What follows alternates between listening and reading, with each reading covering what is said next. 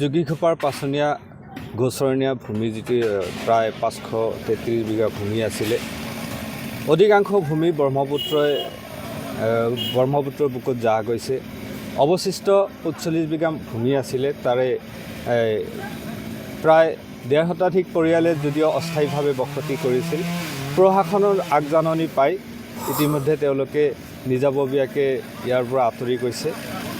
যেহেতু প্ৰশাসনে আগজাননী প্ৰায়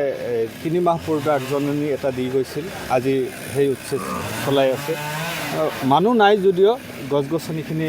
কাটি আছে দুই এটা ঘৰৰ বেৰ আছে সেইখিনি বুলডোজাৰেৰে ভাঙি আছে এই মানুহখিনি আসলতে ব্ৰহ্মপুত্ৰৰ পাৰত থকা মানুহ আছে আমাৰ এই স্থায়ী মানুহ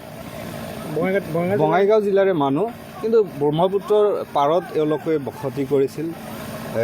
যি ঠাইত বসতি কৰিছিল সেই ঠাইখিনি ব্ৰহ্মপুত্ৰে মানে ভাঙি লৈ গৈছে যাৰ কাৰণে এতিয়া থাকিবলৈ ঠাই নোপোৱাত তেওঁলোকে এই গড়চৰণীয়া ভূমিত আশ্ৰয় লৈছিল যদিও প্ৰশাসনৰ আগজাননী পাই তেওঁলোকে নিজাববীয়াকৈ